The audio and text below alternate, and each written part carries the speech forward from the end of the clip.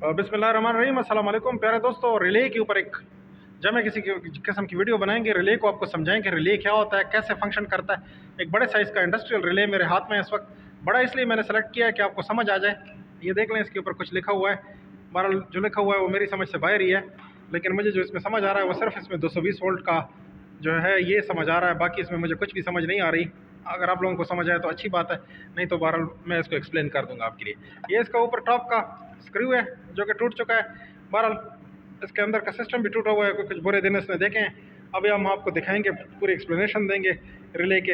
अच्छा, कवर इसका उतारते हैं। वैसे तो ये होता है कि इसको खोलते और फिर इस कवर को उतार देते। अब जो बुरे दिन इसने देखे हैं वो ये हैं, मैं आपको दिखाना चाहता हूँ। ये देख लीजिए अंदर से। बहरहाल अब इसके अंदर क्या कुछ होता है वो एक्सप्लेन करेंगे। ये बड़ी अहम बात है। अगर आप इस वीडियो को पूरा देख लेंगे तो आपकी समझ में आ जाएगा, वरना तो फिर उस्ताद तो उस्ताद ही होते हैं ना, फिर आप उस्ताद ही बन जाएंगे। अच्छा, ये देखें, इसके अंदर रिले के अंदर जो मेन चीज़ है वो ये होती है कि जो इसके हिस्से हैं, सबसे पहले इसके ऊपर गौर कर लीजिए। हिस्से अगर आपको पता लग गए ना तो फिर फंक्शन का भी बता देंगे, फंक्शन भी आपको समझ आ जाएगा और रिले आपके लिए बिल्कुल आसान सा हो जाएगा। लेकिन वीडियो के आखिर में ये मत सोचिएगा कि ये तो आपको पता था। पता होगा आपको, लेकिन बहरहाल वीडियो देख लीजिए ताकि आपको मजीद चीज़ों का भी पता लगे।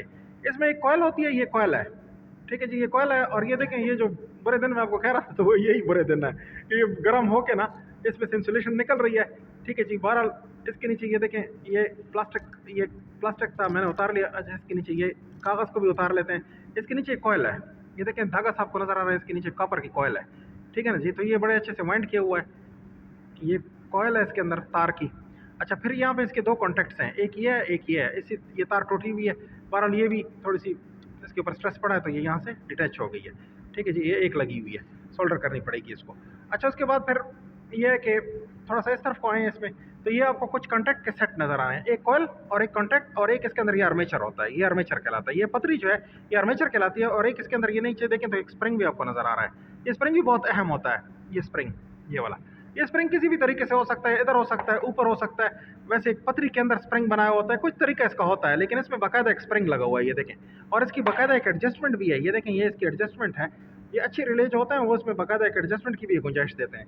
अच्छा, उसके बाद फिर कॉन्टैक्ट के सेट हैं, कॉन्टैक्ट के सेट के साथ ये वायर्स लगी हुई हैं, ये कॉयल की वायर लगी हुई है। ये यहाँ पे ये लेके आते हैं, यहाँ पे ये टर्मिनेशन करते हैं। ये देखें, यहाँ पे आपको ये स्क्रू नज़र आ रहे हैं, ये सीधे सीधे स्क्रू हैं अमेरिकी डिज़ाइन के। तो ये बिल्कुल सीधे सीधे स्क्रू इसमें उन्होंने लगाए हुए हैं, तो ये इस तरह से इसके साथ टर्मिनेट किया हुआ होता है। अच्छा, इसके अंदर फिर ये चूँकि चाइनीज़ है प्रोडक्ट है, तो इसके अंदर कुछ आपको ये जापानी स्क्रू भी नज़र आते हैं, कुछ चाइनीज़ स्क्रू और अमेरिकी स्क्रू नज़र आते हैं, मिला जुला कॉन्सेप्ट होता है इसके अंदर। अच्छा, उसके बाद फिर ये कॉयल सेट है, ये कॉयल हो गया। इसके बाद ये कॉन्टैक्ट सेट है। कॉन्टैक्ट कहाँ लगे होते हैं? कॉन्टैक्ट इसके आर्मेचर पे लगे होते हैं। अब जब हम इसको दबाते हैं, ये देखें, दबाते हैं तो ये इस तरह से, यानी जब ये मैग्नेटिस बनाया जाता है, इसमें 220 वोल्ट एसी दिए जाते हैं, तो उस वक्त इसके अंदर मैग्नेट बन जाता है। यहाँ पे एक टेम्पररी सा मैग्नेट बन जाता है जिसको इलेक्ट्रोमैग्नेट कहते हैं। इलेक्ट्रोमैग्नेट ये होता है कि जब तक आपने बिजली दी होती है तो ये मैग्नेट होता है, बिजली निकाल लेते हैं यहाँ से, बिजली खत्म कर लेते हैं, तो ये मैग्नेट खत्म, मैग्नेटिज्म खत्म हो जाती है और ये आर्मेचर वापस स्प्रिंग के जोर पे वापस चला जाता है। तो ये बड़ा इसका अहम फंक्शन है। अच्छा, जब ये बिजली इसको दी जाती है तो ये ऐसे हो जाता है, ऐसे ऐसे हो जाता है। तो इसमें कॉन्टैक्ट के दो सेट हैं, एक सेट ये है, एक सेट ये है। और इसमें चार चार कॉन्टैक्ट हैं, ये देखें, 1 2 3 और 4, और फिर यहाँ 1 2 3 और 4, तो चार चार कॉन्टैक्ट्स हैं। अब चार कॉन्टैक्ट्स का क्या होता है कि अभी ये देखें तो ये नॉर्मली क्लोज ये वाले कॉन्टैक्ट हैं, ये दो। अब जब इस पर मीटर लगाएंगे तो यहाँ पे आपको नॉर्मली क्लोज मिलेगा। फिर जब ये अपनी स्टेट चेंज करता है तो ये नॉर्मली क्लोज वाले ओपन हो जाते हैं, ओपन हो जाएंगे, ये वाले कॉन्टैक्ट ओपन हो जाएंगे, ये आपस में क्लोज हो जाएंगे। ये देखें इस तरह से, ये